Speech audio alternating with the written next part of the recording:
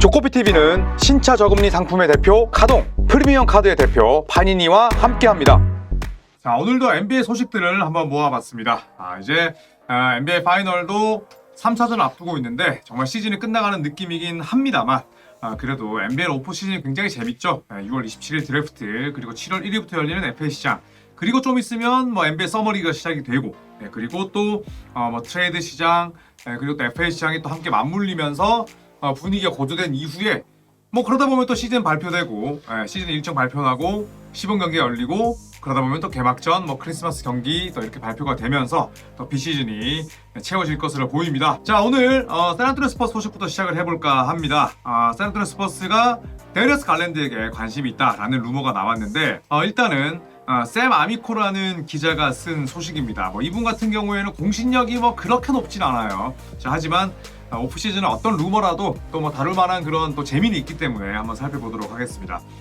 데리어스 갈랜드를 영입을 하기 위해서는 일단 클리블랜드가 갈랜드를 팔 의향이 있어야겠죠. 제가 줄거 말씀드렸습니다만 데리어스 갈랜드는 도노반 미첼이 오고 난 이후에 조금은 입지가 줄었습니다. 두 선수 간의 호흡 문제를 떠나서 팀의 중심이 데리어스 갈랜드가 아니라 당연히 도노반 미첼에게 갈 수밖에 없고, 또 두 선수가 함께 뛸 수 있는 기회를 이 갈랜드는 부상 때문에 많이 놓쳤습니다. 이 데리어스 갈랜드는 클리블랜드와 당연히 또 큰 규모의 계약을 맺었고, 연간 한 35밀, 36밀 정도를 받는데 하필 또 이번 시즌에 굉장히 많은 경기를 빠졌어요. 그래서 갈랜드 본인은 아니고 이 갈랜드 에이전트 쪽에서 만약에 클리블랜드가 도노반 미첼과 연장 계약을 맺는다면 우리는 다른 팀을 또 알아볼 것이다 라는 루머가 있었습니다. 그렇기 때문에 기본적으로는 클리블랜드와 도노반 미첼이 연장 계약에 합의를 하는 게 첫 번째 관문이 되겠고, 두 번째는 그랬을 때 과연 데리어스 갈랜드 캠프 쪽에서 트레이드를 요청할 것이냐, 그리고 트레이드를 요청했을 때 클리블랜드가 이를 받아들일 것이냐, 이런 문제가 남아있는데, 만약에 그렇게 됐을 때는 샌안토니오 스퍼스가 가지고 있는 드래프트 픽, 그 다음에 입지가 애매해진 켈든 존슨 같은 선수를 매물로 넣겠죠. 이 샌안토니오 스퍼스에서 현재 언터처블은 데빈 바셀 그리고 빅터 웬바냐마 둘밖에 없습니다. 나머지 선수들은 전부 다 시장에 내놓을 수 있다, 이런 입장인데, 그렇다면 결국 갈랜드와 켈든 존슨 그리고 드래프트 픽이 붙겠죠. 그리고 클리블랜드는 때마침 또 켈든 존슨의 포지션이 약한 팀이기도 합니다. 다만 클리블랜드가 데리어스 갈랜드라는 굉장히 어린 나이에 올스에 뽑혔고, 그리고 카이리 어빙 이후로 가장 뛰어난 포인트 가드인 이 갈랜드를 또 쉽게 팔지는 좀 지켜봐야겠죠. 샘 아미코의 공신력을 떠나서. 그래서 이 루머는 도노반 미첼의 연장 계약 여부가 실행될 것이냐 말 것이냐에 따라서 달렸다라고 볼 수가 있겠습니다. 자, 그리고 케이드 커닝햄입니다. 케이드 커닝햄에 대한 소식이 나왔는데, 디트로이트는 케이드 커닝햄에게 5년 226밀에 달하는 그런 지정 루키 맥스 계약을 던질 것이다, 그럴 것으로 기대를 모은다 라고 현재 보도가 나왔습니다. 디트로이트는 일단 현재 동부 컨퍼런스를 넘어서 NBA 30개 팀 가운데 가장 성적이 좋지 않고 또 미래도 그렇게 밝지 않은 팀입니다. 일단 몬티 윌리엄스 감독의 지도력에 첫 시즌부터 금이 갔고, 그리고 케이드 커닝햄을 비롯해서 제일런 두렌이라든지 혹은 제이든 아이비 그리고 또 아이제 스튜어트 등등 훌륭한 기량을 지니고는 있습니다만 뭔가 팀의 미래를 맡기기엔 좀 애매하고 모호한 선수들이 많아요. 그래서 보통은 이렇게 지정 루키 맥스를 던졌을 때 그 선수가 팀의 중심으로 올라서고, 그리고 그 해당 팀도 한 30승 언저리는 기록을 해야 이 선수에게 지정 루키를 맥스를 주고 또 그 팀과 함께 또 이 선수의 가치도 동반 성장할 수가 있는데, 지금 디트로이트 피스톤스는 케이드 커닝햄이 처음에 디트로이트에 왔을 때와 비교했을 때 크게 나아진 부분이 없습니다.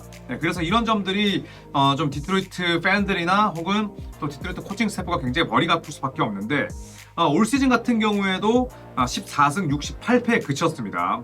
그리고 2009년 이후로는 2009년, 2016년, 2019년의 플레이오프 무대를 밟았지만 전부 다 세 시리즈 다 1라운드 수입이었어요. 그렇기 때문에 2008년 동부 컨퍼런스 결승까지 포함을 한다면 디트로이트는 2009년 이후로는 플레이오프 진출 3번이고요.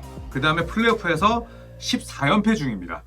저는 개인적으로는 케이드 커닝햄을 좋아하긴 합니다. 이 선수가 제임스 하든 혹은 루카 돈치치 류의 선수이고, 또 애초에 이 선수에게 약점으로 평가받았던 운동 능력도 그렇게 구리지는 않아요.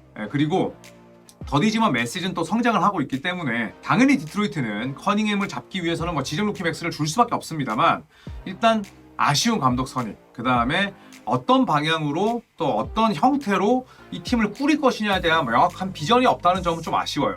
다만 뭐 커닝햄에게 이 돈을 줘야 되냐라고 저에게 묻는다면 저는 줘야 된다라고 생각을 합니다. 자, 그리고 피닉스 선즈는 디트로이트 피스톤스와는 뭐 또 다른 의미긴 합니다만 역시나 상황이 갑갑하기 마찬가지입니다. 지금 오른쪽에 있는 이분이 이제 제임스 존스라는 1980년생 아주 젊은 GM인데 현재 피닉스 선즈는 세컨 에이프런을 초과했습니다. 그렇기 때문에 F 영입도 어려워졌고, 그리고 1라운드와 뭐 2라운드 픽도 거의 없습니다. 그런데 제임스 존스 단장이 이야기한 건 우리가 이번 여름을 통해서 영입해야 되는 3가지 유형이 있다. 당장 20분 이상 뛸 수 있는 포인트 가드, 그러면 거의 뭐 준주전급 6맨 혹은 뭐 7스맨이라고 봐야 되겠죠. 그 다음에 드류 유뱅스보다 훨씬 더 업그레이드가 돼 있는 백업 빅맨, 여기에 젊고 운동 능력이 좋은 윙. 자, 이렇게 이야기를 했습니다. 쉬울까요? 굉장히 어렵습니다. 일단은 20분 이상 뛸 수 있는 포인트 가드라는 건 잠깐 말씀드렸지만 주전과 그 다음에 벤치 사이에 있는 선수예요. 예를 들어서 인디애나의 TJ 맥코넬, 이런 선수를 또 예로 들 수가 있겠죠. 그래서 기본적으로 굉장히 뭐 시장에서 많이들 탐을 내는 유형의 선수입니다. 그리고 드류 유뱅스보다 훨씬 업그레이드된 빅맨, 뭐 누가 있을까요? 뭐 예를 들어서 뭐 미첼 로빈슨 같은 선수가 있을 수 있겠죠. 그렇다면 기본적으로는 10mm 이상이 넘어간다고 봐야 되겠고, 젊고 그 다음에 운동력 뛰어난 윙은 모든 30개 팀의 선수들이 죄다 원하는 그런 자원들이죠. 그래서 지금은 피닉스 선즈가 완전히 뭐 세컨 에이프런이 넘으면서 모두 운신의 폭이 좁아져 있습니다. 부커와 듀란트는 팔 수 없습니다. 그리고 브래들리 빌은 트레이드 거부권이 있고, 그 다음에 연봉 대비 뭐 아주 비효율적인 선수예요. 다른 팀들이 구미를 당길 만한 이유가 없다는 뜻입니다. 그렇기 때문에 피닉스 선즈가 뭐 가져갈 수 있는 건 나시어 리틀, 그리고 또 1라운드 22픽, 자, 이런 것들이 뭐 트레이드 자산이라고 볼 수가 있는데 쉽지 않을 것이다. 그래서 피닉스에게 필요한 조각이 저 3가지 유형인 건 맞지만 어떻게 데려올 거냐라는 질문에는 글쎄요, 제임스 존스가 답을 할 수 있을지 살짝 의문입니다. 자, 그리고 올랜도 매직의 이야기를 해볼까 합니다. 뭐 계속 나온 뉴스이긴 한데 이번 여름에 가장 많은 돈을 쓸 수 있는 2개의 구단이 있습니다. 바로 동부 컨퍼런스의 필라델피아 세븐티식서스와 올랜도 매직입니다. 이 두 팀은 얼마를 쓸 수 있냐면 60밀 정도를 쓸 수가 있어요. 그래서 괜찮은 뭐 스타들 2명을 데려올 수 있는 그런 룸이라 볼 수가 있는데, 폴 조지와 클레이 탐슨, 그러니까 보시면은 폴 조지와 클레이 탐슨입니다. 그쵸? 폴 조지 혹은 클레이 탐슨이 아니라, 그래서 이 팀의 주전 슈팅 가드는 뭐 주로 제일런 석스나 게리 해리스인데, 이 제일런 석스는 올랜도 매직 팬들이 뭐 굉장히 좋아하는 팬 페이버릿입니다. 기본적으로 뭐 허슬로 가득 차 있는 선수고, 그리고 단순히 수비만 잘하는 게 아니라 3점도 많이 늘었고, 또 어느 정도는 뭐 세컨 플레이 메이킹도 합니다. 반면 게리 해리스는 나이가 들었고 여전히 부상이 잦고, 그리고 존재감이 많이 줄었습니다. 그렇기 때문에 또 때마침 FA로 풀려요. 해리스를 잡을 가능성은 거의 없죠. 그 위치에, 그 포지션에 만약 클레이 탐슨 혹은 폴 조지 이 2명 중에 하나만 들어간다고 하더라도 올랜도 매직은 굉장히 큰 폭의 업그레이드를 이룰 수가 있죠. 자, 다만 LA 클리퍼스는 폴 조지를 잡을 것이다, 카와이 레너드만큼 돈을 주진 않겠지만 잡을 것이다 라는 입장으로 최근 들어 턴을 했고, 이 클레이 탐슨은 현재 뭐 필라델피아 올랜도 원소속팀인 골든 스테이트 워리어스로부터 많은 관심을 받고 있죠. 자, 그렇기 때문에 올랜도 매직이 이번 FA 시장에 다크호스라 볼 수가 있습니다. 둘 중에 하나라도 저는 올랜도 매직의 저 스트라이프 유니폼을 입는다면 저는 올랜도 매직의 전력은 큰 폭으로 상승한다고 생각을 합니다. 자, 그리고 댄 헐리, 뭐 최근 들어서 NBA 판에서 가장 자주 이름이 언급되는 인물이죠. 파이널에 진출한 댈러스 보스턴을 제외한다면 댄 헐리가 24시간 안에 레이커스의 감독직을 수락할 계획이라고 합니다. 이 댄 헐리는 지니버스 구단주 그리고 랍 펠린카 단장과 인터뷰를 했는데 굉장히 큰 인상을 받았다고 하죠. 8년 동안 무려 120밀에 해당하는, 그러니까 1억 달러가 넘어요. 1억 2천만 달러에 달하는 계약 규모를 제시받았다고 합니다. 이 댄 헐리 감독 입장에서는 당연히 코네티컷 대학 유콘에 남아서 뭐 장기 집권하는 것이 원래 본인의 목표였겠죠. 그리고 이 유콘에서 받는 돈 자체가 6년에 31.5mm예요. 그렇다면 레이커스의 8년에 120mm의 한 4분의 1 정도 되는 거잖아요. 그러니까 물론 대학 감독 치고는 유콘에서 댄 헐리 감독이 굉장히 많은 금액을 받긴 합니다만 31.5mm과 120mm의 차이는 굉장히 큽니다. 네, 그리고 레이커스의 지니버스 구단주와 또 라펠리카 단장이 댄 헐리 감독에게 8년이라는 금액 계약을 제시한 건 내가 너에게 모든 전권을 주겠다는 뜻이에요. 그렇잖아요. 8년이니까. 네, 그런데 일각에서는 이거 레이커스가 너무 모험수 아니냐. 아무리 뭐 유콘을 2연패로 이끌었고 또 유콘 같은 경우에는 댄 헐리 감독이 오기 전에 굉장히 상황이 안 좋았습니다. 왜냐하면 부정적인 행위 때문에 대학교 자체가 징계를 받았어요. 그래서 시즌 기록도 날아가고 그 다음에 리크루팅 당연히 제한됐습니다. 그리고 또 장학금 제도도 사라졌어요. 그런데 그런 팀을 어떻게 했냐? 2년 만에 토너먼트에 진출시켰고 그 다음에 4년 만에 우승, 심지어 백투백 우승을 차지했어요. 그렇기 때문에 코네티컷 대학에서는 뭐 댄 헐리 감독이 당연히 영웅이죠. 근데 레이커스도 이 부분을 알고 있기 때문에 8년 120mm라는 어마어마한 규모의 계약을 제시를 한 겁니다. 자, 그래서 댄 헐리 감독은 굉장히 나는 레이커스로부터 큰 감명을 받았고 그리고 심사숙고해서 나는 이 감독직을 받을 것인지 아니면 다시 유콘으로 돌아가서 대학 감독으로 남을 것인지 고민하겠다 이런 얘기를 했습니다. 레이커스로부터 굉장히 큰 감명과 인상을 받았지만 나는 또 유콘 생활도 너무너무 만족한다 이런 얘기를 했었거든요. 그리고 본인을 보고 남은 학생들이 있기 때문에 그 부분도 고민이 된다 라는 얘기를 했는데 글쎄요 8년에 120mm면 흔히 그 영화 대부에서 나오는 거절할 수 없는 제안이 아닐까. 그래서 저는 개인적으로는 레이커스 감독으로 가지 않을까 그렇게 예상을 해보겠습니다. 자, 그리고 보스턴 셀틱스의 분위기가 굉장히 좋습니다. 뭐 단순히 파이널에서 첫 두 경기를 잡아냈기 때문이 아니라 현지에서도 상당히 뭐 바보 등신 같은 기자들이 많잖아요. 그래서 어떤 기자가 아주 좀 뭐랄까요 유치한 질문을 했습니다. 어떤 얘기를 했냐면 야 드루 할러데이 너는 테이텀이나 브라운처럼 네 이름 앞에 슈퍼스타라는 칭호가 붙지 않는데 여기에 대해서 어떻게 생각하냐?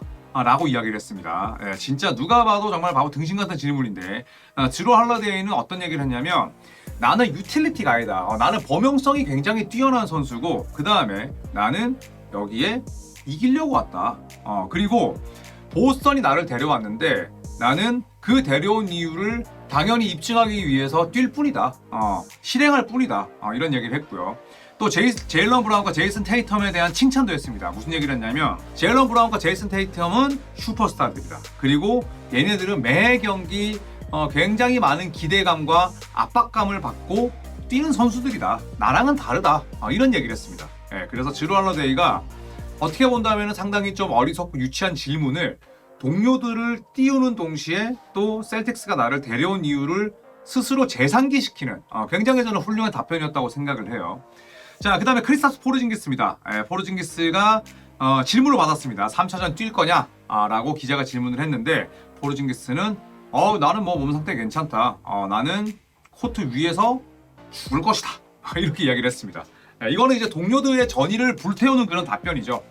그러니까 2차전에서는 포르징기스가 1차전보다는 활약상이 썩 좋지는 못했고 또 PJ 워싱턴 주니어와 리바운드 경합 도중에 살짝 넘어졌고 살짝 절뚝였고 백코트가 늦었어요. 그래서 현지에서도 그런 질문을 많이 했었는데 포르징기스는 아무 문제 없고 나는 죽더라도 플로우 위에서 죽을 것이다 라고 인터뷰를 했습니다. 보스턴은 테이텀도 마찬가지고 제일런 브라운은 워낙 또 진중한 선수고 테이텀도 굉장히 노잼인데 기본적인 스피치, 그 다음에 언어 구사 능력이 상당히 좋아요. 어머니로부터 아주 또 좋은 교육을 받았던 선수였고 그렇기 때문에 전체적으로 보스턴의 이런 인터뷰는 흠잡을 데가 없습니다. 그래서 정석적인 대답도 있고 교과서적인 대답도 있지만 동료들을 항상 띄우고 나를 낮추는 그런 인터뷰를 하고 있기 때문에 셀틱스의 팀 분위기도 아주 좋지 않나 생각을 합니다. 자, 그리고 루카 돈치치에 대한 이야기를 해보겠습니다. 루카 돈치치가 2차전 끝나고 나서 이렇게 인터뷰를 했습니다. 실책이 많았고 자유투를 놓쳤다. 그래서 나는 이 두 가지 항목에서 더 나아져야 된다. 이런 이야기를 했습니다. 저는 루카 돈치치를 좋아하는 이유가 플로우에서는 심판 판정에 굉장히 예민하게 반응합니다. 그리고 저는 예민하게 반응하는 데는 이유가 있다고 생각을 해요. 돈치치가 지금 본인의 이름값에 걸맞은 홀을 받느냐라고 묻는다면 저는 아니라고 생각합니다. 물론 이게 뭐 NBA 심판들의 유럽 선수 죽이기 뭐 이런 건 아닙니다만 저는 돈치치가 홀을 굉장히 못 받는 편이라고 생각을 해요. 하지만 경기가 끝나고 나면 돈치치는 대부분 결과에 승복하고 본인의 잘못을 아주 가감없이 인정을 합니다. 저는 그런 모습들이 좋더라고요. 자, 그래서 오늘 루카 돈치치 같은 경우에는 자유투 8개 중에 4개밖에 넣지를 못했습니다. 즉 자유투가 50%였고 어시스트 여러 개를 뿌리긴 했습니다만 턴오버가 8개였어요. 그래서 이런 부분들은 루카 돈치치 본인이 내 실수였다. 내가 이 두 가지 항목에서 조금 더 나아져야 된다. 라고 이야기를 합니다. 자, 그리고 마지막 소식입니다. 제이슨 테이텀이 이번 파이널 2경기에서 상당히 부진합니다. 그리고 2경기 모두 다 단일 경기 야투 40% 이하에 머물렀는데 팀은 모조리 이겼죠. 그런데 이걸 2024년 플레이오프로 범위를 늘리면 제이슨 테이텀의 야투가 40% 이하일 때 보스턴은 6전 전승입니다. 그래서 이런 부분들을 놓고 본다면 얼마나 팀 보스턴이 강한지 알 수 있죠. 그리고 제이슨 테이텀이 내가 야투를 뭐 40%만 못 넣는다고 해서 거기서 끝나는 건 아니에요. 리바운드 잡고 그 다음에 멋지게 플레이 메이킹하고 수비도 뭐 테이텀이 워낙 좋은 선수다 보니까 다른 방식으로 팀에 공헌하는 건 분명하죠. 그렇기 때문에 만약에 저는 제이슨 테이텀이 이렇게 파이널에서 부진하고 플레이오프에서 부진했을 때 팀이 진다면 테이텀은 굉장히 많은 돌을 맞을 수밖에 없다. 다만 테이텀이 부진하더라도 다른 방면에서 다른 항목에서 많은 도움을 주고 있고 팀이 이긴다면 저는 그거는 빅딜이 아니라고 생각을 해요. 그래서 제이슨 테이텀이 이런 얘기를 했습니다.